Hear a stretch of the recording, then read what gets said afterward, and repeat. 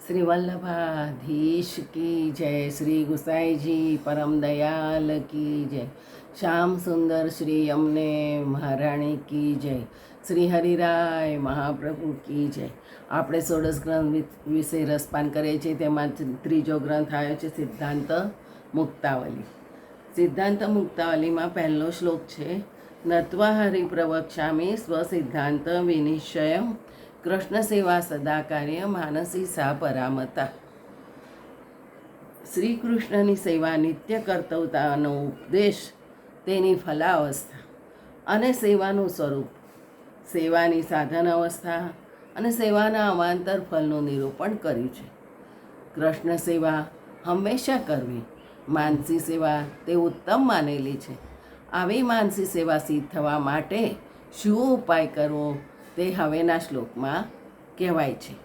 ચેતસ તત્પ્રવણમ સેવા સતત સિદ્ધ્યૈ તનોવિતજા તત સંસારમ દુઃખસ્ય નિવૃત્તિર બ્રહ્મબોધનમ. ચિત્તનું તેમાં પરોવવું તેનું નામ સેવા. તેથી સેવાની સિદ્ધિને માટે તનોવિદ્યા સેવા છે. તેથી સંસારના દુઃખની નિવૃત્તિ થાય છે અને બ્રહ્મનો બોધ થાય છે. આ ગ્રંથનો સારરૂપ મુખ્ય સિદ્ધાંત એ છે કે ચિત્તની તમામ વૃત્તિ પ્રભુમાં લાગે ત્યારે તે માનસી સેવા થઈ કહેવાય. માનસી સેવા થઈ તે પછી બીજું કાંઈ કર્તવ્ય નથી. માનસી સેવાથી દીનતા પ્રાપ્ત થઈ પ્રભુ મળવામાં છેવટ ફળરૂપ વિરહદશા પ્રાપ્ત થાય છે. આવી વિરહદશા અર્નિશ રહે એવી સ્થિતિ થાય તો જ માનસી સેવા થઈ ગણાય. ચિત્તનું શ્રીકૃષ્ણમાં પરોવવું એટલે શ્રીકૃષ્ણ સિવાય ચિત્ત બીજા કાર્યમાં ન જોડાય અને ચિત્તની સ્થિતિ થાય તેનું જ નામ સેવા. તે જ માનસી સેવા કહેવાય. ચિત્તને જ કૃષ્ણ પ્રવણ બનાવવાનું સાધન તનુ વિદ્યા છે. તનુ એટલે શરીર અને વિત્ત એટલે પૈસો. દેહ વડે સેવાથી દેહ અને ઇન્દ્રિયો પ્રભુમાં જોડવાથી દેહાધ્યાસ અને ઇન્દ્રિયધ્યાસ મટી જાય છે. અને ધનને પ્રભુ સેવામાં લગાવવાથી ધનમાં લાગેલું અંતઃકરણ પણ ધનની સાથે જ પ્રભુમાં જોડાવાથી અંતઃકરણનો અધ્યાસ પણ મટી જાય છે. માટે પોતાનો દેહ અને પોતાનું ધન એ બંને વડે સેવા કરવી જોઈએ. આ બંને સાધનથી સેવા કરવાથી ચિત્ત પૂરેપૂરું ભગવત પરાયણ થાય ત્યારે માનસી સેવા સિદ્ધ થઈ કહેવાય છે.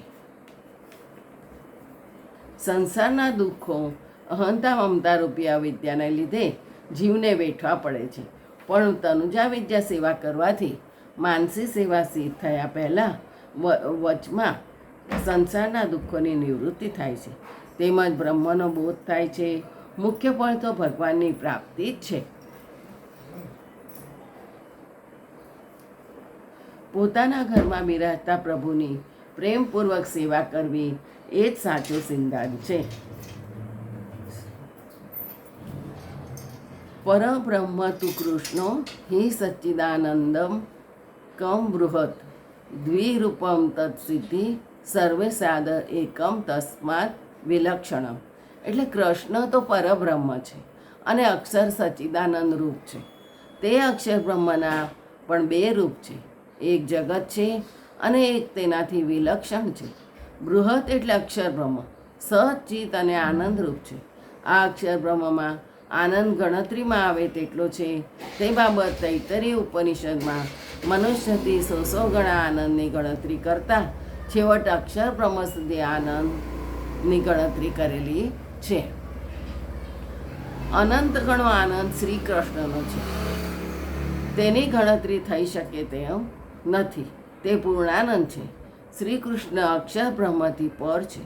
અક્ષરમાંથી આ જગત થયેલ છે. છતાં અક્ષર બ્રહ્મના મૂળ સ્વરૂપમાં કાંઈ વિકાર થતો નથી. જેમ ચિંતામણી કલ્પવૃક્ષ ઈચ્છિત ફળ આપે છે છતાં તેમાં કાંઈ ન્યૂનતા થતી નથી, તેમ અક્ષર બ્રહ્મમાંથી આ પ્રપંચ જગત થયેલ છતાં તેમાં કંઈ ન્યૂનતા થતી નથી. આ જગતના સ્વરૂપથી અક્ષર બ્રહ્મનું સ્વરૂપ વિલક્ષણ છે. જગત કરતાં અક્ષર બ્રહ્મમાં વિલક્ષણતા છે. જગત અક્ષર બ્રહ્મનો અંશ છે છતાં પ્રલયકાળમાં અક્ષર બ્રહ્મમાં તેનો લય થયો છે. એટલે અક્ષર બ્રહ્મમાં તે મળી જાય છે. પણ અક્ષર બ્રહ્મ તો સર્વકાળમાં નિર્વિકાર કાયમ જ રહે છે.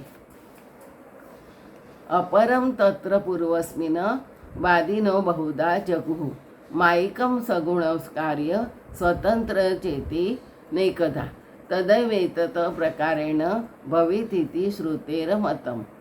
આમાં એવું કહ્યું છે કે કોઈ માયિક કહે છે, કોઈ સગુણ કહે છે, કોઈ પરમાણુનું કાર્ય કહે છે, કોઈ સ્વતંત્ર કહે છે. એ પ્રમાણે વળી બીજા અનેક પ્રકારથી કહે છે. તે અક્ષર બ્રહ્મ જ તે જગતના પ્રકાર વડે થાય છે. એ પ્રમાણે શ્રુતિનો મત છે. માયિક એટલે દોરીમાં સર્પની ભ્રાંતિ થાય છે, અથવા છીપમાં જેમ ચાંદીની ભ્રાંતિ થાય છે, તેમ નિર્ગુણ બ્રહ્મમાં આ જગતની ભ્રાંતિ થઈ છે એમ માયાવાદીઓ કહે છે. આ સિદ્ધાંત શંકરાચાર્યનો છે અને તે શાંકર મત પણ કહેવામાં આવે છે. સગુણ, સત્વગુણ, રજોગુણ અને તમોગુણ આ 3 ગુણથી જગતની ઉત્પત્તિ થઈ છે એમ શેશ્વર સાંખ્ય મતવાળા અને પાતંજલિ યોગશાસ્ત્રીઓ માને છે. કાર્ય પૃથ્વી, જળ, વાયુ, તેજ, આકાશ એ સર્વના પરમાણુઓનો સંયોગ ઈશ્વરની ઈચ્છાથી તેમાં ક્રિયા ઉત્પન્ન થવાથી થાય છે અને ત્યારે એકબીજામાં મળવાથી આ કાર્યરૂપ જગત થયું છે. તેમ તર્કશાસ્ત્રવાળા, ન્યાયશાસ્ત્રવાળા કહે છે. સ્વતંત્ર કર્મવાળા મીમાંસક કહે છે કે આ જગત જેવું દેખાય છે તે અનાદિ છે અને કાયમ રહે છે. તેના કોઈ કરતા નથી. જગત પોતે સ્વતંત્ર છે. આ પ્રમાણે બીજા અનેક પ્રકારે નિબંધ, વિદ્વમંડન, શુદ્ધાદ્વૈત માર્તણ વગેરે અનેક ગ્રંથોમાં વિસ્તારથી બતાવેલ છે. પરંતુ તે સર્વ સિદ્ધાંત વેદ વિરુદ્ધ છે એમ તે ગ્રંથોમાં સાબિત કરેલું છે. હવે શ્રુતિનો ખરો સિદ્ધાંત બતાવે છે કે પ્રત્યક્ષ જ્ઞાન શ્રુત્યાદિવિધ શ્રવણ વગેરે સાધનોથી થાય. પરોક્ષ શાસ્ત્રીય જ્ઞાનથી પણ આટલું તો સમજાય જ છે કે શ્રી કૃષ્ણની સેવામાં ઉપયોગી આખી સામગ્રી બ્રહ્માત્મક જ છે. આની જલ તીર્થ દેવી આમ 3 રૂપોવાળા ગંગાજીના દ્રષ્ટાંતથી સમજાવી છે. બીજું આવતીકાલે. જય શ્રી ગોખલેશ.